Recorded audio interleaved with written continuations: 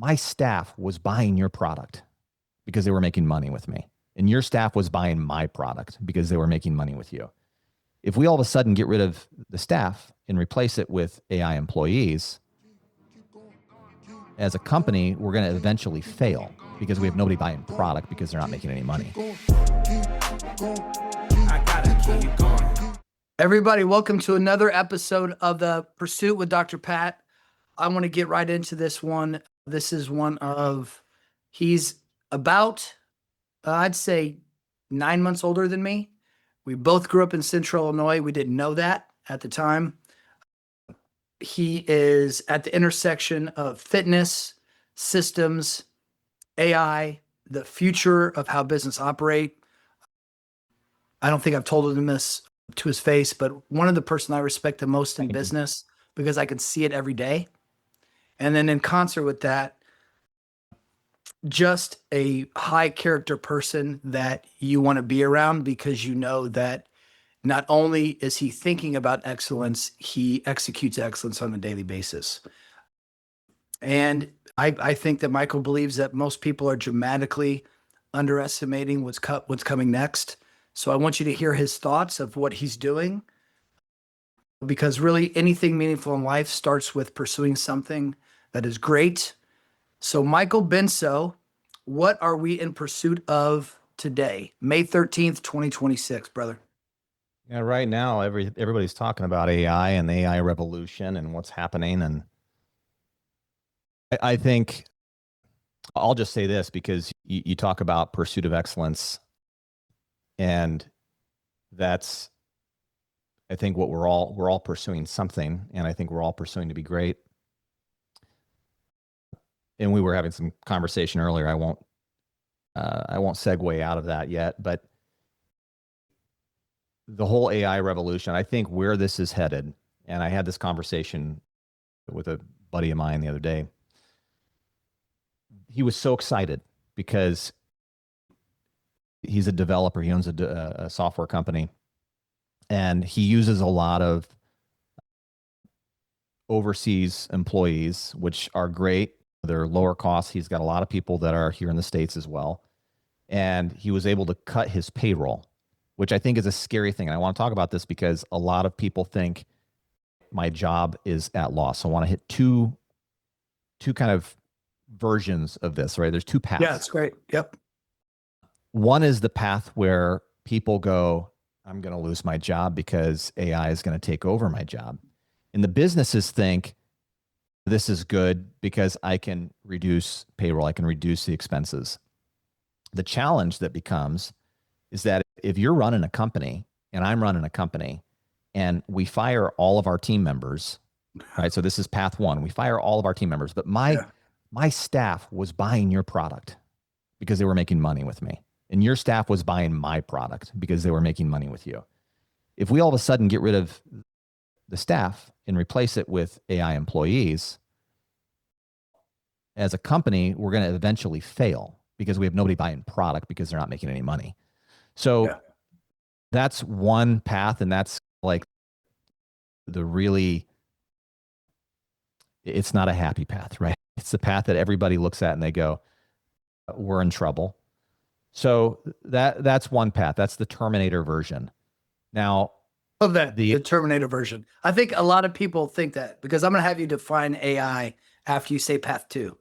Yeah. So path two, there's a version where, and this is the version that I think is more realistic, is you have companies adopting AI and you have those who are employees, and the only way for them to scale up is to use tools that are made for them, learn how to use those tools, learn how to skill your capabilities, so that way you can produce faster and you can produce better results.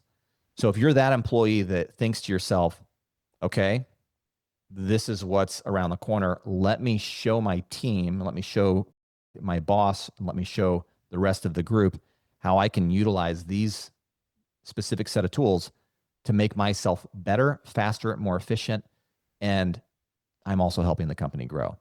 Because the company is going to need more revenue, right? if they're thinking about using AI, they're going to need more revenue to be at speed with the rest of the companies, their competition. Then you have the category within that subsection of path 2 is those who are building AI tools, right? We were talking about Caitlin Faulkner earlier. And I think she's great. There's a lot of people like her and Ruben Hassid. Those individuals, they teach what is there. And their version of teaching what is there is to help educate people how to take these tools and build something from it, or make their day more efficient, make their business more efficient. And that's all great. The challenge with that is, if I want to be that business owner that is relying solely on Claude or ChatGPT or an LLM, which, by the way, you don't own those LLMs. They live somewhere on someone else's server. And let's say whatever you built, because you're not an engineer, you happen to use standard language like this to prompt that machine to do what you need it to do, and something goes wrong. It breaks. It drifts, right? Drifting would be it not doing exactly what you want. You may see this if anybody's using AI tools. You will see that it pulls information from maybe a previous conversation somewhere, and that's because it's not containerized. Containerization or tenant requirements would mean that you would take that piece of information and you literally put a wrapper around it, and you say, this is only living in this space. This knowledge about this one thing is only living in this space. So when I ask about this one thing, I only get information about that. And with AI, because a lot of people just don't organize maybe their files, right? If you connect it, let's say you use a connector, or you build a GPT, or you create a project. If you're doing these things on these tools and they have access to other things, just like us as humans, right? They see a shiny object, right? So a squirrel ran by and they passed it and they watched it, and then now they're on a different topic and they're inserting information that may not be actually relevant to that context. So you're going to need developers. And I think this is where we're headed, is that actual developers, those who understand code, those who've been coding for years, they have to level up their game to understand the way that everything gets architected, right? The way that all of this is built. Because when Michael Benso or Dr. Pat build something, if we build this in the I'm going to call it metaverse, because I also think that's where it's going. If I build this in the version of metaverse, which is where the AIs actually eventually will live, if we build it there, the developers are going to need to go in and fix it, because we can't identify the code problem. We don't know we can't find what the bug is, right? No different than us getting sick. We go to a doctor, right? Every day we're operating on our own. We're doing our own thing. But then when we get sick, we got to go to a doctor to fix the bug. Those developers are going to be the doctors for the AI revolution. That's where things are going to head. And I think if developers are not taking that stance today, if they're not putting themselves out there to be in that space to say, hey, I'm going to raise my hand, I know how to fix the problem with your AI tools and the systems that you built, then they're going to be out of a job. So they've got to take that space and live in that space and be that on-call doctor for people building AI tools. And Michael, I so appreciate that. And so and forgive me if I want to summarize this for the audience that's listening. So you have an engineering, you have a little bit of the computer science background. You've been doing it for a long time. You built software when we first met. You'd already have software built. Yeah. So me as a business owner who knows that I have to upskill myself, I would call myself an early adopter.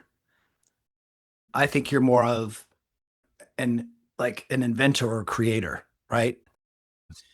So with that said too, like the business owners out there that we serve and we help, again, we talked offline about SEPA, like value gaps, a lot of the money that they're trying to go get, it's already in their business. So now Caitlin Faulkner and her team, and I will tell them the Uncommon Business, they're phenomenal, right? Oh yeah. With that said, we are operating in a container. We are operating in, I love the guy, I heard a story that he invested in the energy that it would take to run these servers. And you're right, Mhm. if Claude goes down, your whole business is inside Claude. Mhm. But now I'm at an impasse as a business owner. I've just heard, Michael, that you can save me $74,000 unequivocally by implementing AI Go, and we'll get into that in a second. I'm a fitness operator. You can save me $74,000, and that's net of your cost, right? So I'm like, okay, that's free money. I'm going to put that pickup in my pocket. Now, what is a bigger threat to me potentially? Claude going down, Mm. ChatGPT going down, the container going down, or having a native solution, as I understand it, that will require to go buy up space. I have to go buy the compute power. But what happens if somebody turns off that compute power? So I'm really at an impasse of damned if I do, damned if I don't. So if I know that's where it's going, I have to take on some slight risk of where that may go. And then because right now, like the EU guy just said, hey, man, I want everybody to have a digital wallet. So how do we know what it's almost like legislative risk as I look at Mhm. it? We just don't know what's going to come down the road. So we got to make the best decision with the facts that we have now. Notwithstanding, everything that you're saying, I believe for the business owner is absolutely unequivocally 100% true. If you take that and of your subset of your path two, explain what you think AI is. Like AI to me, if I explain it to somebody, it's like you're just doing the heavy lifting on the technology. You know, Mhm. reports, Excel spreadsheets, Word documents. That's kind of Mhm. it's rubbing two sticks together now. We have a lighter. That's what Yeah. AI is. But going further down the trough, how would you explain it to someone to say, Michael, I would love to hear how you would help my business and what actually is AI by your definition? First, I'll answer your question about AI, but I want to go into, I think a lot of people don't understand what they're doing with AI.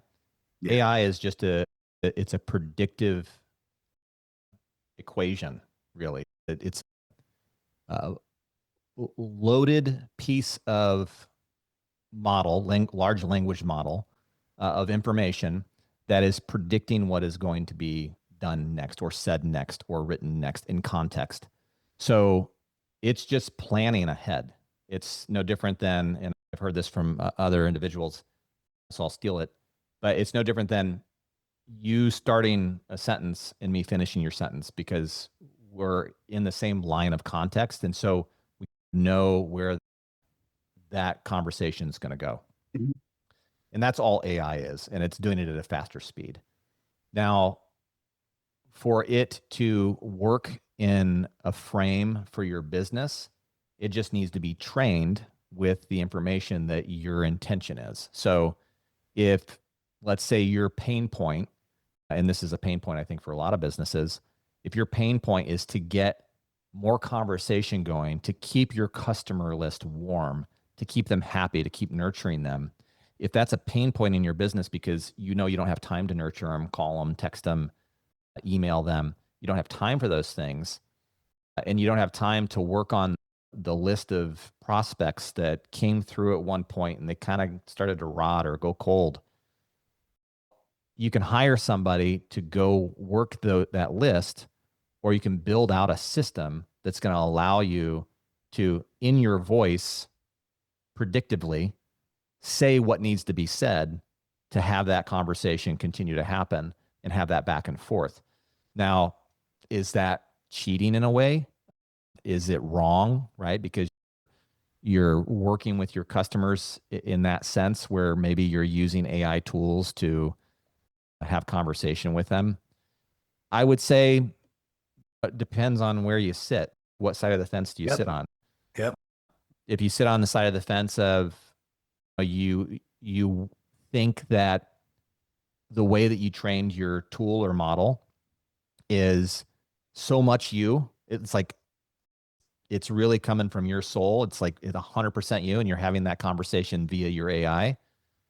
and you don't feel too bad about it because you would be having that kind of dialogue anyway, maybe not so bad. But if you sit on the side of the fence where you're going, boy, that AI tool is representing me and it looks bad, then just be clear about it and let them know what it is that is there. And then your AI tool, whether it's having a conversation or whether it's booking appointments or it's just helping out, it can notify the person that it's having conversation with that, hey, I'm Dr. Pat's assistant and I am an AI tool, or I'm an AI agent, or I'm an AI employee working for Dr. Pat. And all of this information that you're providing me, I will give directly to him. And then he'll reach out to you. So it's all how you frame it and how you position it. Yep. I love that, Michael. And that's one thing that I haven't thought about. Of if people are looking for, a lot of times they don't need Michael Benso, the CEO, right? They need an answer. So for me, like my financial clients, they may say, Pat, I need this document or I need this. Where do I go? I'm like, that AI assistant gets them the answer like this. Now, if they want to have, hey, this has happened with my family, now I'm going to go set an appointment because you need to really go talk to Dr. Pat. So I love that framework and especially framing it. And just so the audience knows a little bit more of who you are, you founded BuzzOps, like that all-in-one gym management platform that handles all the billing and the scheduling and the CRM. You built FMG to over 100 locations. And this is okay to hear this, right? This is who we're talking to, ladies and gentlemen. Before exiting 4 years ago, you founded Eco Gym, and that's where you and I met. Yeah. The world's first human-powered 24/7 gym chain, which is the truth.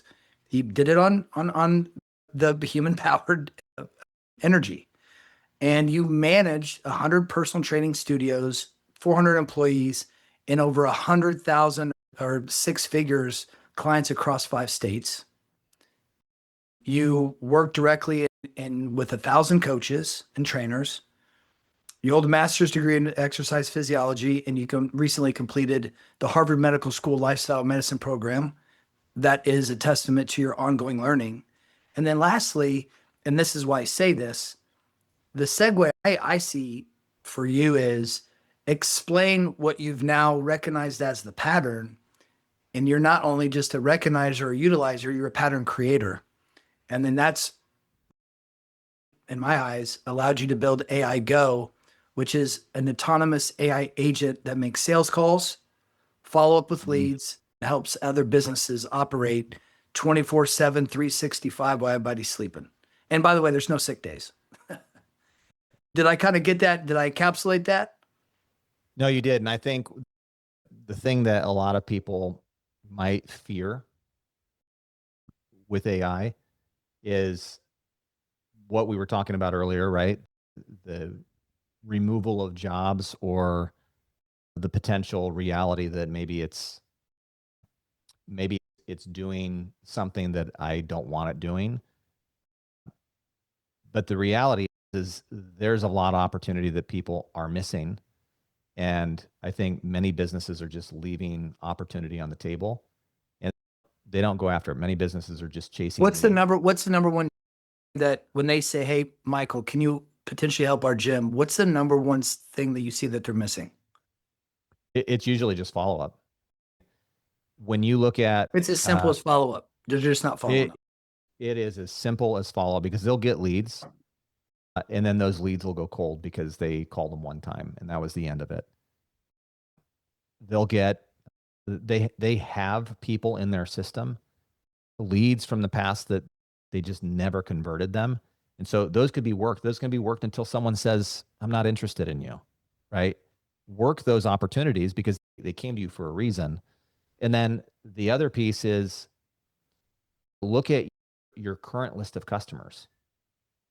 They're happy to give you referrals. You'd be surprised at how many actually are happy to give you referrals. I think the numbers. What percentage would you say? The industry information on this, I think it's above 70%. Really? Yeah. So they are more, as long as they're happy with your product, and most of them are are because they're still there with you.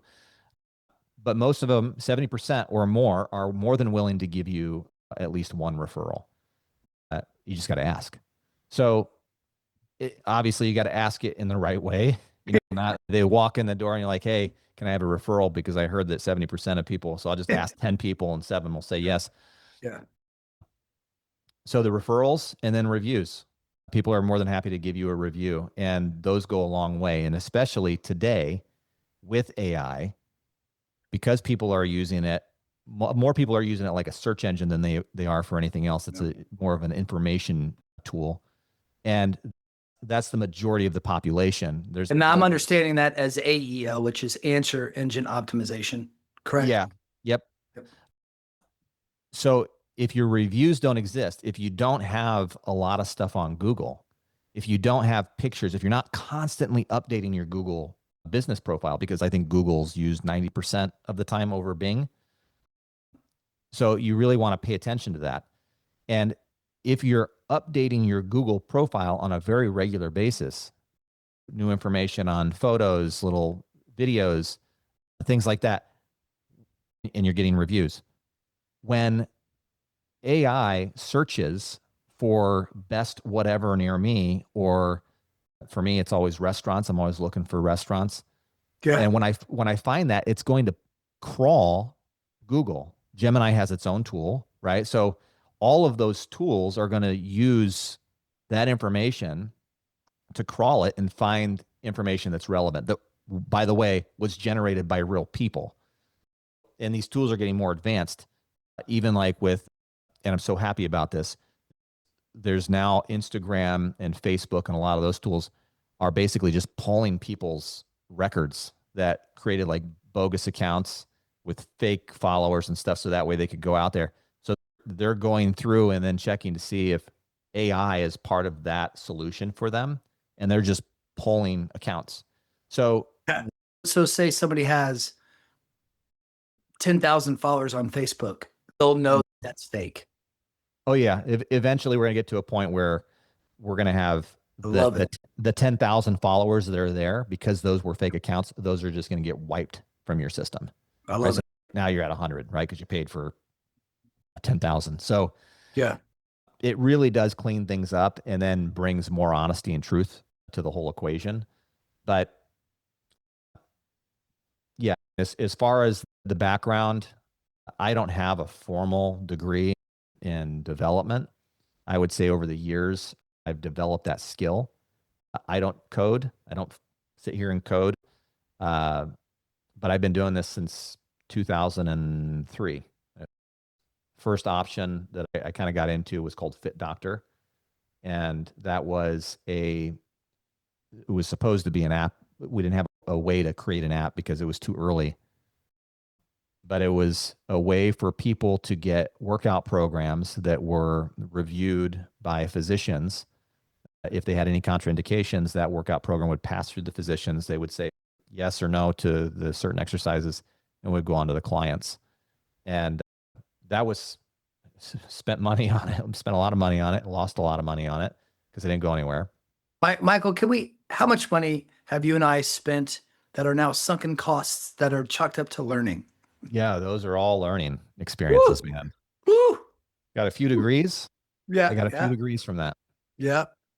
But I would argue that I would put anybody with your intellectual capital, thought leadership, and work ethic of working on something for 23 years straight versus going to 4 years of a university. Oh, without a doubt. So it's all it makes us all feel good and bubbly and wonderful. I think the school of hard knocks and actually doing it, and that's why it's a working dissertation for me. And actually, the projects that we're working on and some of the businesses that we discussed before the podcast, Michael, it's exactly going in my dissertation. Oh, it's awesome. Already in there, right? But that's what. So it's why not? Why not? Yeah. Give the school some reality, right? Instead of don't run a trial, do the real thing and see what the outcome is. Yeah, that's just such a novel idea. kind of going into kind of pivoting off of that. So that's your background. And then you started to see a pattern. And now are you, what I'm hearing, kind of what I feel, it's kind of sounding like to me is this, that you definitely want to educate the difference between AI, what it is, what it's not, but also providing value for a service. Tell me what that's looking like. And does that make you frustrated, right? When people are kind of just, yeah, I saw your Mhm. smile. Is that making you more frustrated? Yeah, it's AI. This thing is great. But it's a LLM where it's basically just an aggregate of every conversation it's ever can touch, right? So where do you see that, and where have you seen the cross section of that by turning that into a monetized idea to help solve pain points for business owners, Mhm. especially gym owners or fitness owners, I should say? Yeah. So three things I want to say about this. So the first one is I think that when it comes to AI, you have those who want to build and play around with it. It's a toy box for them, and they want to see what they can just make from it. And maybe they utilize it and sell it, or they just use it for themselves. And then the second kind of train of thought or second area of that, the second thing I wanted to say is then you have those who are just wanting to buy whatever it is that they can plug and play. And Yes. that that provides them the solution to their pain points. Not everybody wants to build. You have the house I live in. I didn't build it. I had somebody else do it. I didn't want to go through the pain of building it. The time, the amount of time it takes. Could I have saved money? Absolutely, if I had done it myself. But then I also would have been not working on the other stuff that I'm working on that Yeah. I find more of value. So anyone can go in and build, and anyone can prompt and be an architect and an engineer, but not everybody wants to do that. So you just got to figure out which one you want to get involved with. I think either way, knowing how to hold a hammer and a nail and nail something into a stud and maybe build some walls, like having the concept and understanding gives you a lot more acuity when you go into a position of saying, I want a plug and play solution, because now you know what you're going to buy, right? Yes. It's like the car lover who knows all the information about the different cars that they might want. They didn't build the car, but they know the different pieces of information about the engine and how the transmission works and how all these things play together to buy the right vehicle for themselves. And Michael, that's where I'll tell you right now, and everybody listening, that's where I'm at with all my businesses because I don't want vendor lock in. And you as a Mm-hmm. business owner, I never wanted to feel like I'm reliant on you. I feel like we all should hold each other accountable in a good way. Yeah. You provide value, I provide value, but that doesn't end. It does, it's the process. It Mm-hmm. starts a new day. Yeah, I didn't So want to that get off track there, but no. what I love about that is it's exactly where I'm at. I'm learning how the car's built just so I know that's how the car's built. Mhm. Yep. And I do the second path, right? I have built the solution to avoid people from having to build something and then go, oh, this thing's not working correctly today. Then they got to they're spending their day figuring that out. And then now they're not doing their job, right? The thing that they were actually truly most passionate about and really trying to work on. So I provide the plug and play solution. But where this industry is moving so fast, Are you talking and about AI or the fitness world or industry or technology in general. sure? Technology is moving so fast. And I've been a big advocate for many years of cryptocurrency. And the reason why I've been a big advocate of it is because it's that before AI was a thing, AI has been around for ages, but before AI was mainstream, cryptocurrency started becoming more adopted mainstream. And if you're familiar with BRICS, you may also be familiar with the way that maybe some of these cryptocurrencies are used in other countries. Like Bitcoin, for example, is predominantly used in certain parts of South America and Central America and even in Europe. And you see some companies adopting that way to transact. If you look at JP Morgan Chase, last year they ran transactions on the rails with XRP and Ripple. And so the speed at which transactions can happen is the big winner. But beyond that is the fact that the transactions all have a ledger. And so it's visible to everyone. So it's not that I paid you, Dr. Pat, or that you paid me, but we have a transaction hash or we have a code, and that code is my wallet and your wallet. And you and I might know our wallets, but nobody else does. But we know that happened and that's real. So those payments can happen at lightning speed. So this is where this gets very interesting. AI does what, right? What do they do? In order for you to maintain using Claude or maintain using ChatGPT, you have to pay a fee in dollars in order to buy tokens. So when those LLMs are now calling other tools, because they do that, they are also using tokens. Okay. So what do you think is going to be used for electronic transaction in the digital space? Dollars, fiat currency that only lives in this human space, this human world?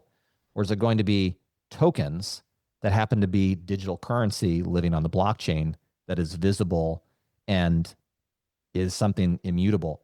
Nobody can dispute that, right? That this transaction happened from this AI agent or AI tool to this AI agent or AI tool. And then that's where the metaverse, I mentioned earlier, the metaverse, that's where the metaverse lives.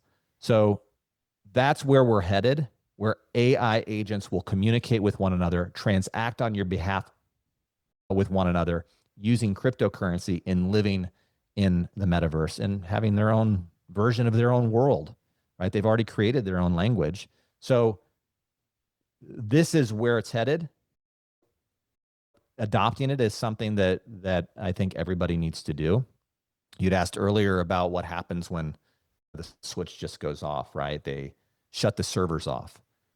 We saw that happen last year, or maybe it was earlier this year with AWS, and a ton of flights just got destroyed, right? So every canceled flight after canceled flight because there was an issue with one of the services that provides servers and data and information to a global economy.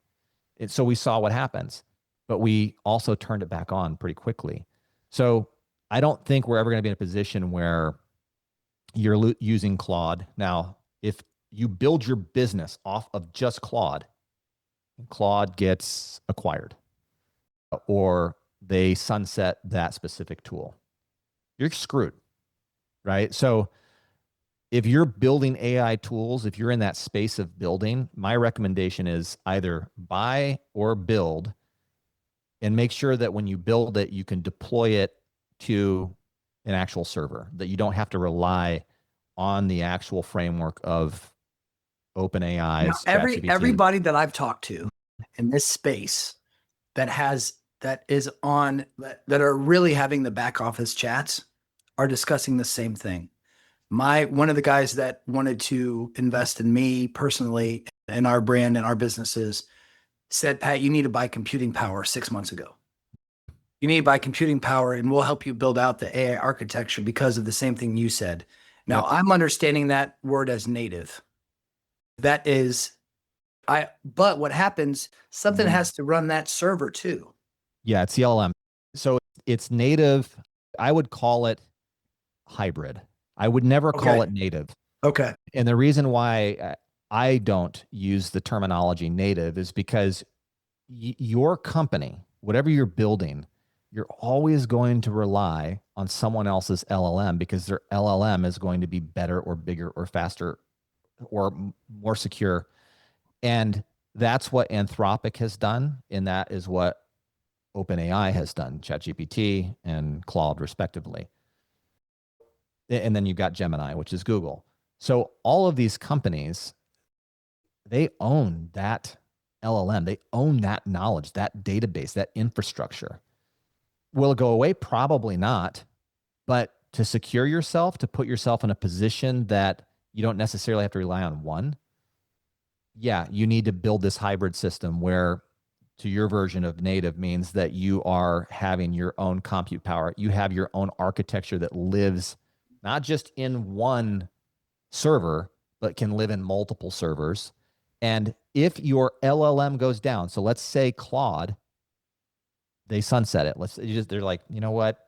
We Out. make more money on other stuff that we do. We don't Yeah, need. we just did a $1 trillion IPO. We're good. No, I'm just kidding. Yes. Yeah. Although you might want to look at OpenAI, they're struggling. But Oh yeah. let's say that happens. Let's say they just sunset their product. If you live in the servers, okay, if your product or your system and your architected business model lives in a server somewhere, Cloudflare, Vercel, something like that, then all you have to do is just switch models. You just switch over to the next best model. That's it. It's one command. That is all you do. You don't have to figure out, oh shit, my entire business was built on Claude desktop. My whole business. Yeah, you're screwed in that situation. But if you deploy everything into the cloud, Claude in the cloud, then you have the autonomy just to make a quick move. And that takes you less than 5 minutes. So we're talking about a lot of technical stuff, right? So if we had a business owner who doesn't know any better, she or he, Yep. then all of a sudden they're like, Pat, and by the way, I worked at JP Morgan Chase when Jamie Dimon said cryptocurrency isn't a thing. In all fairness to him, right? In all fairness to him, he didn't have enough information on it at the time. yeah, in all fairness to him, he is, by the way, he's the guy I respect most on Wall Street because he understands the political landscape. What he's really saying is, it's not that I don't believe that it could be a thing. It's the fact of he knows 18 chess moves down that for this to be worldwide, it's got to be every government's got to sign off on it. And to get every government to sign off of it is it's almost an impossibility. So what did he do? I don't care if you like Ripple, if you like Bitcoin, if you like Ethereum or whatever it is, he wanted to invest in the bridge. You guys are going to trade all you want. I want to invest in the bridge, which Because he'll make money on the blockchain. trades. Exactly. He makes Which is money on the blockchain. trades. Yeah. I'll be your bookie, basically. Yeah. Basically what it comes down to. I got to insert something there because I got to tell you something about this. Okay. So finish your thought. I'll let you finish your thought, and then I want to jump in. No, so in my estimation, you're exactly right. So now they made a bunch of money last year, JP Morgan Chase did, which increases their bottom line, and their top line, which increases their bottom line, because he's always talking about their fortress balance sheet. But more importantly, coming back to what I said just a minute or two ago of the business owner is doing what he or she's is doing. And they're like, isn't there going to be an AI agent eventually that just is going to move my shit over anyway? I don't even have to worry about, whatever you just said, the 4 different things, because it's going so fast. By the time I even get to worry about it before it becomes a thing, I'll be able to take from Claude. Claude will know that's a pain point of you and me right now and be like, yeah, go move your stuff over. Yeah. Go move your stuff over. But in the same time, they're going to go acquire the company that you can go move it over to. So just like Yum Brands, right? They don't care if you go to, hey, guess what? I don't want to go to Taco Bell anymore because I want some fried chicken because Taco Bell made me this. I'm pissed at them. So I'm going to go across the street and point through the window at them and say, yep, see how you don't get my business anymore. All while they're still staying under the same parent company. That's where I see Anthropic going of doing know exactly where your mindset goes. They're just going to own that. Yeah. So a couple things to unpack on that one. So first, I want to talk about the Jamie Dimon thing, JP Morgan Chase. So those companies, this is what I believe intrinsically, my gut tells me, is that banks are fearful of getting away from fiat because they don't control your money when your money is digitized. Okay. And it's on the blockchain. That's that whole setup, the whole reason why blockchain exists, the whole reason why cryptocurrency exists is to put the power back into the people's hands instead of having rate inflationary prices on rates, or having banks do whatever they want with your money and then securing a portion of it. But if a bank goes down, you're kind of screwed if you don't have it secured. So there's all these reasons why the blockchain exists. And because of that, now that these banks have adopted some of those technology tools, I know this because I also have one foot in the developer world. There are banks right now today that are creating their own chain, their own side chain. It's a bridge. They're creating their own chain, their own currency for you to be able to transact on, because they know that's where things are headed. Yep. So that's one thing to unpack. Okay. So if you're not in cryptocurrency, start paying attention. Okay. Just get some news and read about it, and then get yourself adapted to that model. The second, And by the way, guys, as a private wealth advisor, I get cryptocurrency questions unequivocally. I'm running 8 appointments a day, every single appointment. Every single appointment, someone asks me about it. yep. So to let you know, Michael is not a private wealth advisor, but he knows more than most private wealth advisors know about it, or really anybody. So what I'm saying is, what Michael's saying is the truth. Yeah. So get educated on it. Like, Yes. educate yourself. Yes. The Yes. other piece, going to the whole AI thing that you were talking about in relation to Taco Bell, right? That person gets pissed off and they're pointing in the window and they just go over to the next one because actually that chain is also owned by the parent company. Yes. Now, here is the stronghold that these companies put you in, right? Yeah. And this is where you need to educate me, because that's where I see it going anyway, but please educate. I don't disagree with you that at some point it's going to be as simple as saying, all right, give me the agent that's going to push me to the cloud, right? Because Claude or ChatGPT is going away. So pick up, hey, moving company, come over here, get all my shit, and then move me over there and plug everything in. That will probably exist on some level, maybe not to the refined level that maybe everybody's thinking, like one step and done. There's going to have to be some things being plugged in. That will always exist. But the thing that I don't necessarily think will happen, where I think there's maybe a bit of difference in the way that maybe you're thinking and I'm thinking, is that Claude is sticky. They want you to build on their platform so they keep you. So allowing even a third-party service to come in as the moving company and grab all your stuff and move you to a server, that's dangerous to them, because then they lose all of that opportunity to make money from you. Now, does it mean that maybe you'll just plug into their backend service, like through their APIs, and then use tokens that way to still grab the LLM? Yes, but it also means that you might plug into their competitors.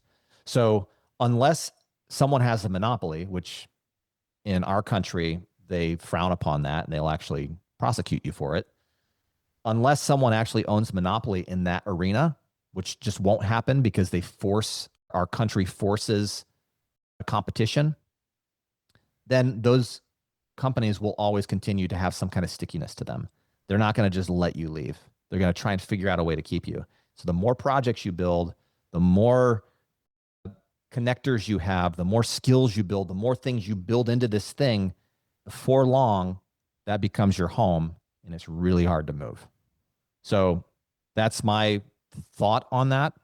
Maybe I'm wrong. We'll see in another 5 years. No. And yeah. And again, you made a really good point. You made a statement of maybe we're seeing this differently. I don't disagree. Where I go back to, because mired in what we do a lot of is behavioral psychology. That hasn't changed since for 200,000 years. So what are we going to do? We're going to do the path of least resistance. Now, what does that really mean from a geopolitical, economic point of view? I don't think on a daily basis these business owners or the American citizens is actually having this, as evidenced by, let's do research data. 4% of people think that their job is going to be cannibalized or compressed by AI. only 0.4% of people right now pay $20 for OpenAI or ChatGPT. So those two things are incongruent, what they Mhm. say and what they do. So that cliff is the white collar jobs, I believe, are going to be the entry level white collar jobs. And this is right from Dario, so I'm stealing this as well. Is they're probably going to be cannibalized in the next 1 to 3 years. Your paralegals, not everybody. You have a really good paralegal is different. My financials, like paraplanners, probably going to go away. A lot of those things, Excel spreadsheets, we could build one right now, you and me, in Mhm. 30 seconds. However, with that said, though, Michael, I would love for you to, because you and I could talk about this a lot. I would love to hear how you're helping solve that, even with all of that intellectual capital that you're holding, and bringing that down to a level of the gym owner or AI Go, because really that can permeate any business. Any services industry in America can do that. I don't care. We talked a little bit about the blue collar, because I really think that I may even go get a trade license, because that's where I believe that the world is going. You're always Oh, going to need a without doubt. plumber. You're always going to need an electrician. I want to make those business owners more profitable, because guess what? If my faucet's leaking, I, I can't do anything. I got to put my hands on it. So how do we make them do what they do best? And I'm glad that it's kind of coming full circle. Now, Mhm. all that other stuff is that business acumen. It's not that they don't have it, it's that they don't have to wear 9 hats. And you and I Mhm. both know what it's like wearing 9 hats. Ain't fun. So, what is AI Go doing to help solve some of those issues? I know right now it's more concentrated in fitness, but I know you see a larger opportunity with all of the services markets that we just mentioned. Yeah. So first, I like how you say it, AI Go. The actual site is Hire I Go, meaning Oh, I'm sorry. I'm no, sorry. that's it's good. Actually, that's how it started was AI Go, but now it's Hire I Go, Oh, HIRE,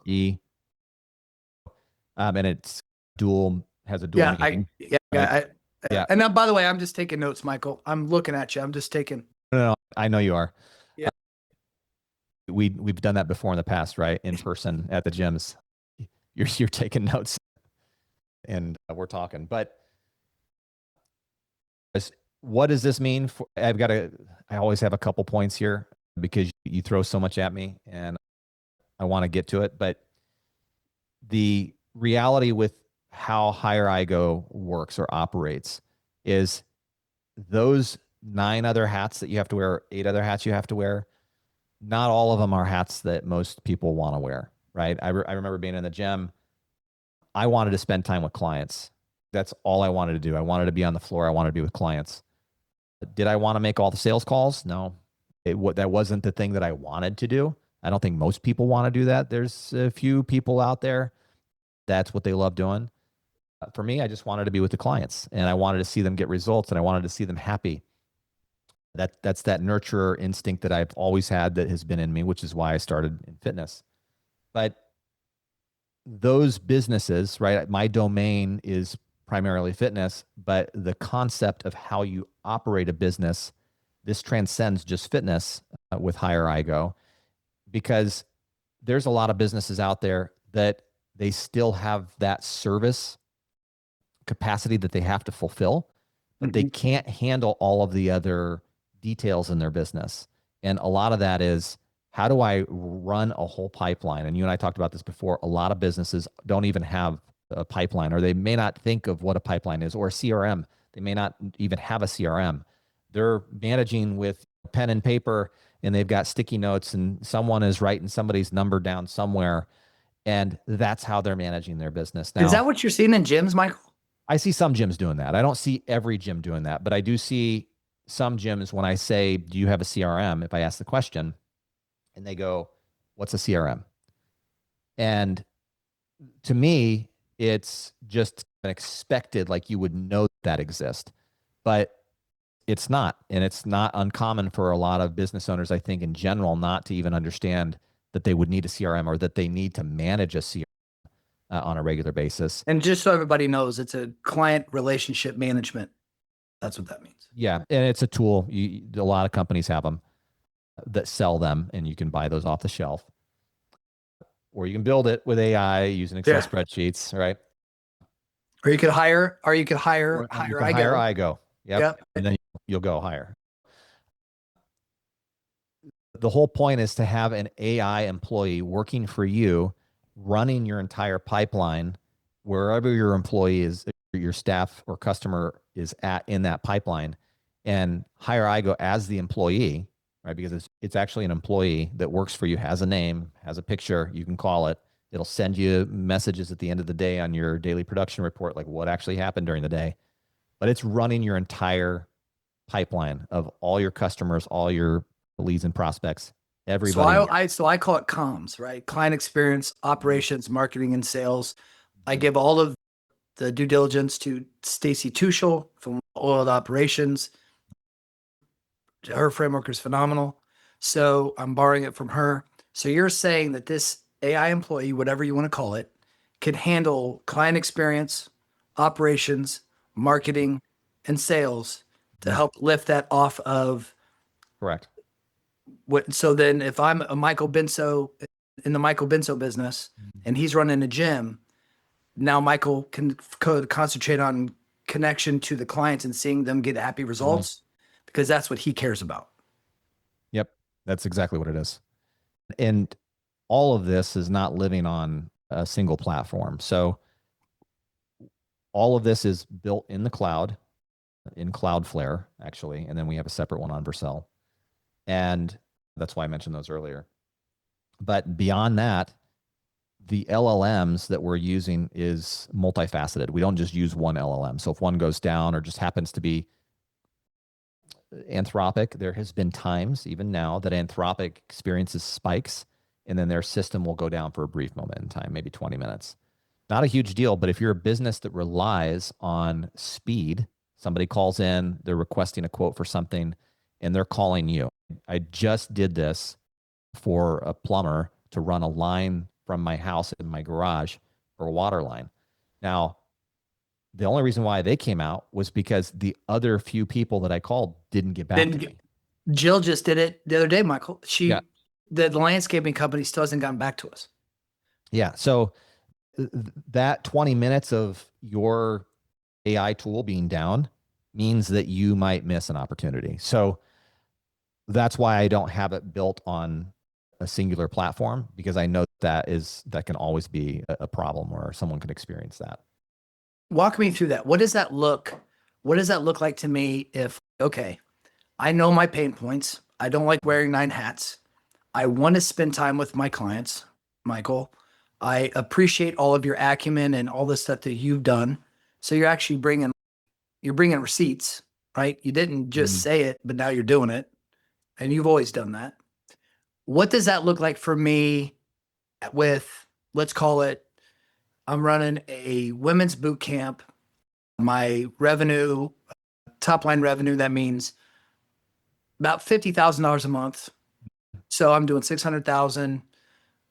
I have about 250 paying members. That's anywhere between like your package all unlimited, maybe you're buying a package, maybe you have some training clients. What does that look like and say, okay, I may outsource to the Philippines. I may go do gym closers. I don't know. I think that I'm not trying to name names, but I'm just figuring it out. Or do I go hire a consultant that specializes in gyms or fitness places? And then what is your value proposition as you go to talk to the business owner? Or I like to use the PPR, like the Donald Miller method. What's their problem? What's your product, solution, or service? And then what do they results or experience afterwards? They don't always know what their problem is. That's one thing that you walk into in many cases. They're not identifying their problem because they're not aware of it. Much like they're not aware that they have money sitting on the table that they could go get after, right? So I think the first step in anything that I've ever done has always just been consultative, right? Asking a bunch of questions to understand where they're really at. and identifying what it is that they're looking to do. So in this scenario at 600K a year, the first question I would ask is, where do you want to be? And once I know where you want to go, then I start digging into what is it that you're doing today in order to get there. Right. So if the Let's actions say I that you're want to doing, get to 800,000 because sure. I talked to ChatGPT and I said, what's a Mhm. reasonable SMART goal? It's reasonable. I want to get to 800. And you say, what? How many more customers is that? Right. And then once you give me that information, because there's going to be an average, an ARPU on your customers, right? You know what that is. And you know Do they? that, But do they? well, yeah, probably not. If they're doing 600K, I would think that they probably do know that. Okay. Okay. But in that scenario, now we know that we need, let's say, 50 more gym customers. And 50 more gym customers might be just already sitting in your pipeline if you have a pipeline. A gym doing 600K, most of the time they're doing something already correct. And a lot of times they have some systems built out. They have some assimilation of structure, but they could tweak it and refine it. I'm And thinking of like a franchise model almost. I'm not going to Mhm. name names, but I get into the franchise model. I got system, I got S, but Mhm. really the day-to-day operations are up to me of how I want to operate it. Yeah, and in those scenarios, I would say most of the time it's the follow-ups, it's the missed appointments, it's the customer relationships that go missed, the nurture sequences that go missed. And people will use CRMs and they'll use canned messaging. Uh, they'll just have a trigger, right? It'll just go to a canned message and then everybody gets the same message. If I want to have a conversation with you, I need context. I need history of the conversations that we've had in the past. And that's how this works. So it's going to go in and identify Dr. Pat. It's going to go scrape your socials, get more info on you, and then understand who you are. So now when I'm having a conversation with you as the AI employee, my conversations are related to the conversations we're having. If an actual staff member jumps into a conversation and they start texting you, Pat, that AI employee can also read that information so they know where to pick up from where it was left off. The same thing happens. Let's say you come in and you fill out an intake form, and that intake form is you're 180 pounds, you're 15%, but well, at 990 pounds, you're 15% body fat. You want to get down to 180 and 10%. And that's something that you want to Dude, did do. you scrape my socials? I just did. Yeah. It's I'm, exactly right. I got that from Jordan, my AI employee. All right. Now I have that information on you. Jordan, the AI employee, can By the way, now, he's right, spot on. I'm 190 pounds and 15% body fat. and he wants to be 180 at 10%. Let's go. Let's go. Yeah. That's exactly right. So now Jordan can have conversation in context with you because that was a conversation you had with one of the actual human team members at the gym.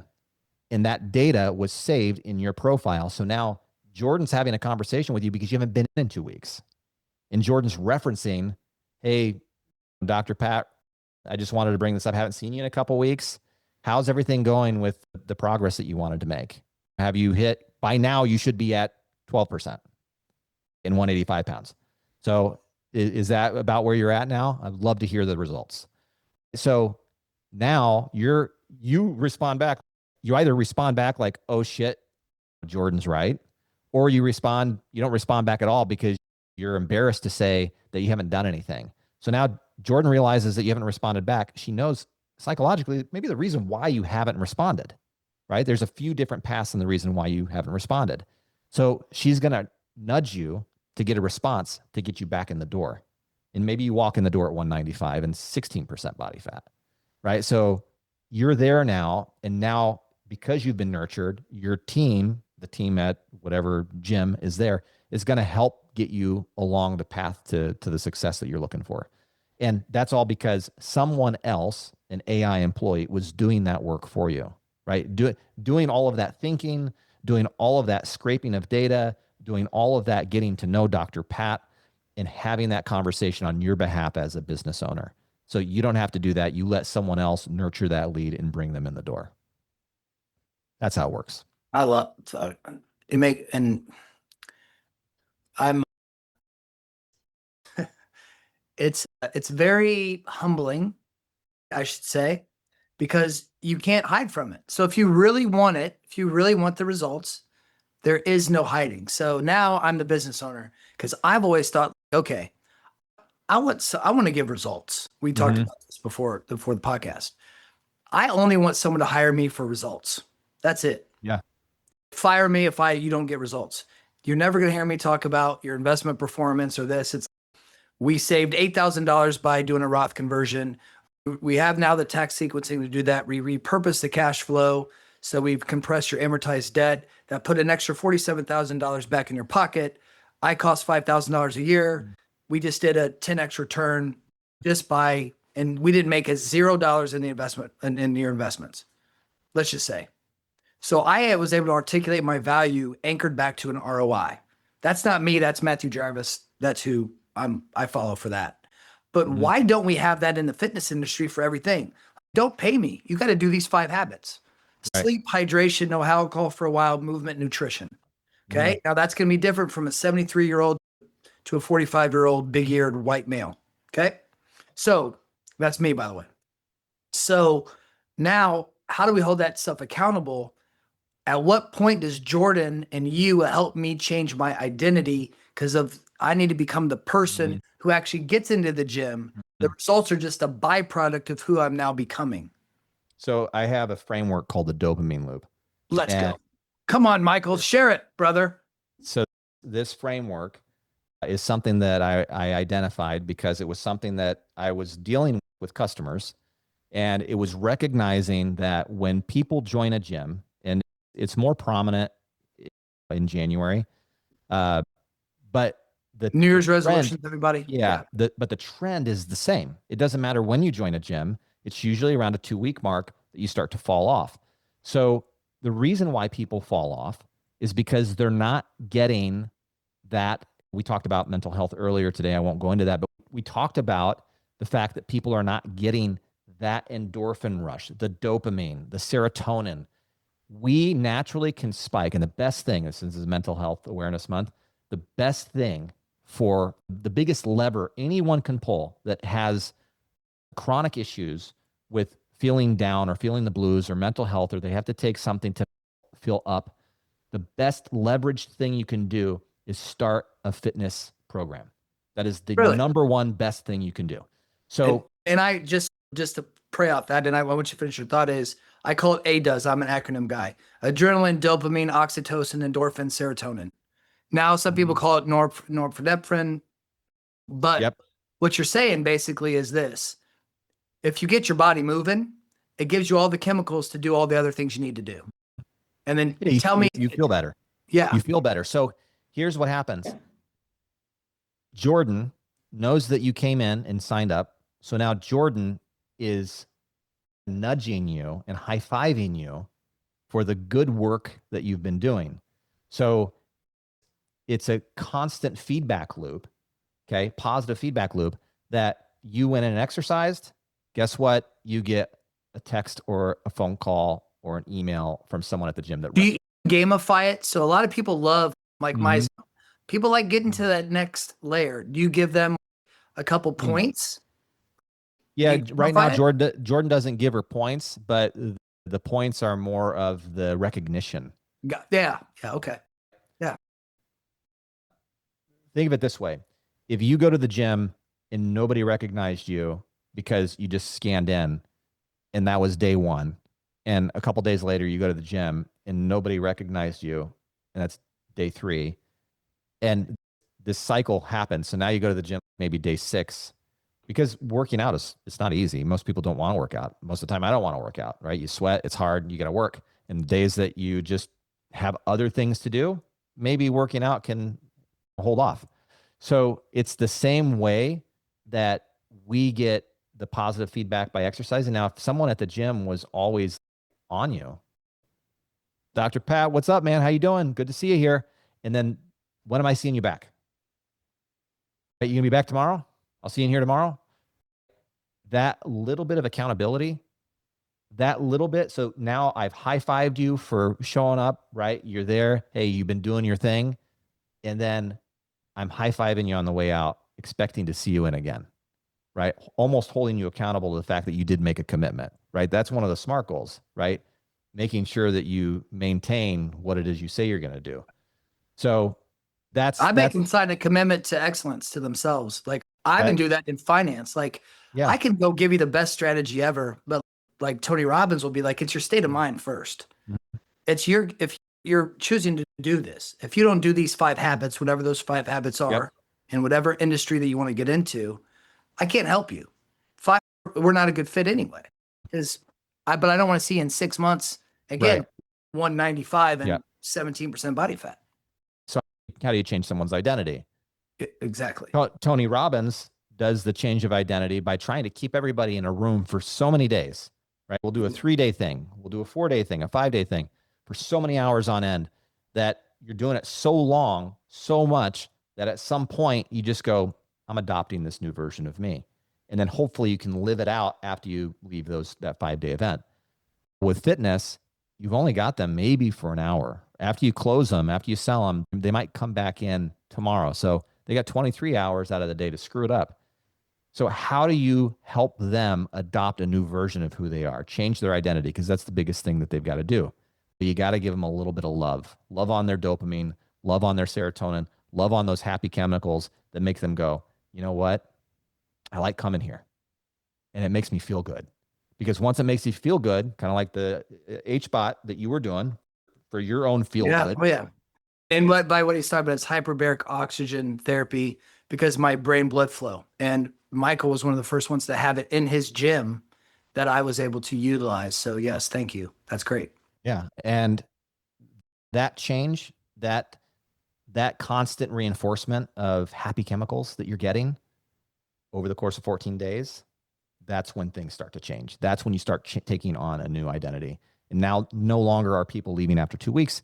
People continue on because you've put them through that dopamine framework. So And that's so if I'm understanding you, you've officially helped the business owner close the back door, create a human connection, which is going to lead to more referrals, more 5-star mhm, reviews, more answer engine optimization. They yep. find more people. Now, what is the result? You're able to help the business owner monetarily. First of all, I hear people say, fire your marketer, fire your front desk, fire these people. Don't fire them, right? You're going to make Upskill more them. money. Keep those people. You're going to make more money because you have another assistant that's doing the work that a lot of people either don't want to do or get burned out by doing, right? So if you have your front desk person who, I hate to say it, but they're scrolling on their apps on their phone, but they're doing that because they don't want to do the hard work, but they're capable of doing the monotonous work that doesn't require them to pick up the phone and talk to people because they fear that. There's a lot of them that fear that. So now you can be in a position where your front desk staff can take care of the high priority items that are important for your business. The smiles when someone walks in the door, making sure that the area in your gym is nice and clean and presentable, making sure that you have hot towels or cold towels if you offer them, making sure your stuff is stocked in your fridge, making sure that the front area of your entrance outside in your parking lot doesn't have cigarette butts and beer cans, right? Those are the leveraged opportunities. So when someone walks in, the perception of your business has just been elevated. So don't fire your employees. Keep those people because they're humans and they actually are going to bring more value to you. But what is Hire IGO going to do for you? It's going to bring in more money. And on the marketing side, you talked about the comms. On the marketing side, the pieces that I have not released yet, this is still in development, but will be released soon, is the ability for Jordan to scrape data on the surrounding area in your market and tackle them through socials. So DMing people locally, recognizing maybe what they posted and then sending a DM to try and get them an offer to get them in the door, right? So now you've just elevated your social media presence and being able to communicate with other people. So right now, Jordan is an employee of more of a, so I call it KMD, knowledge, intensity, accountability, motivation, discipline. But of all of those, most people need the accountability and they want a little bit of the other four. So Mhm. yours, Jordan's more right now of an accountability partner to them to create a higher level of dopamine feedback loop to keep the newer person in Yeah, that and in that's that just one positive feedback. framework that she runs. Okay. Okay. That's just one framework. After she fulfills that cycle, she's going to ask you for a referral. She's going to ask you for a review. Once she knows that she's triggered something in you and you're getting positive responses after a certain period of time, she's going to ask you for a referral and she's going to request a referral from you because of a positive experience that you've had. And So and more importantly, Michael, you've earned it. you've earned You've it. earned Yeah, it. of course. You've earned it. As we come to a close here, as you and I could talk for hours. I would like two things from you, if you don't mind. First is what's one contrarian view that you have right now in the market, especially the fitness market, by using AI Mhm. employees that most don't think? And then lastly, I always want you to, to leave us with a quote or wisdom that can carry us not only today that you're carrying right now, but maybe even into the next quarter, next year that you're carrying personally. Because as you can hear, everybody, he's ran a business before. He knows what it's like. Hot towels, cold towels. You ever been somewhere and all of a sudden you've had a hard workout and somebody goes, "Hey, Michael," they call you by your name. "Hey, Pat," they call you by your name. "Hey, saw you working out really hard. Here's a cold towel for you. I thought you might appreciate it." You all of a sudden, you've now upskilled your front desk person to not just go scroll on their phone. They're creating a human connection and they better remember that person's name. So, Yeah, it's so important. So important. so I So know I said a lot there and I apologize, but your model can permeate any business out there. What is that one contrarian view that may seem contrarian, Michael, that people just simply aren't adopting that we haven't discussed yet? yeah, the very first thing that I jump to is cryptocurrency and metaverse. I mentioned it here in the show. Are you pivoting to Uh, that, Michael? Are you moving some of your businesses to crypto? not moving my businesses per se to specifically crypto, but recognizing that cryptocurrency and the metaverse is something that's real and knowing that people need to adopt it. I say that, and it is a bit contrarian because a lot of people are still living in this day and age of fiat. And to your point, not a lot of people are willing to go into crypto, maybe because they feel it's volatile. But why not do USDC, right? If you're concerned about volatility, bring some stuff into USDC and maybe pick up some Bitcoin and some Ethereum. But I say that because we've done for years, right? We were trading shells long ago, right? Who had the biggest shell, and that was a way of identifying monetary value, Or uh, tulips? or tulips.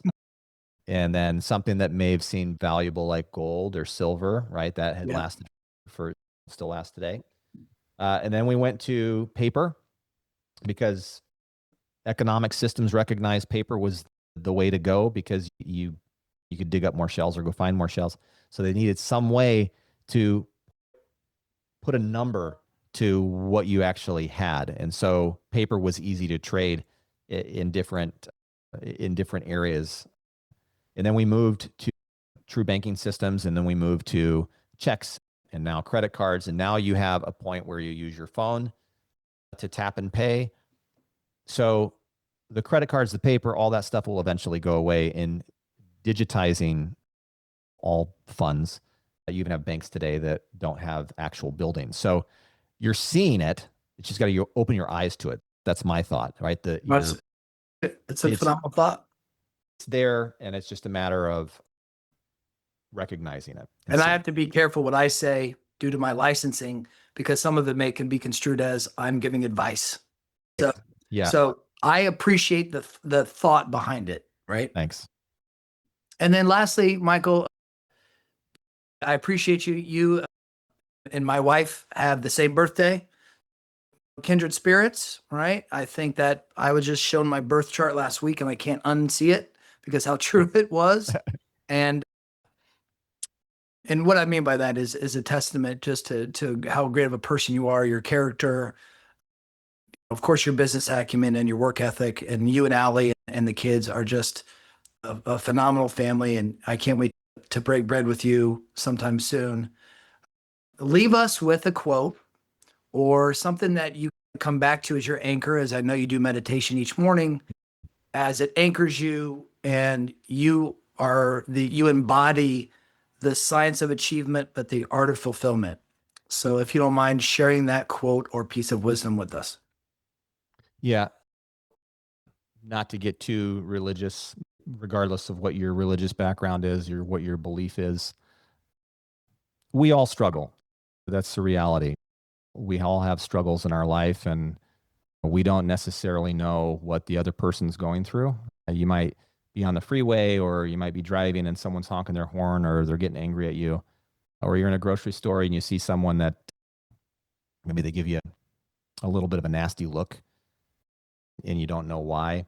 Instead of acting out on that and being in a position where you want to give the resistance back to them, allow whatever happens to happen. And I say that because in us, we have like a natural instinct to react.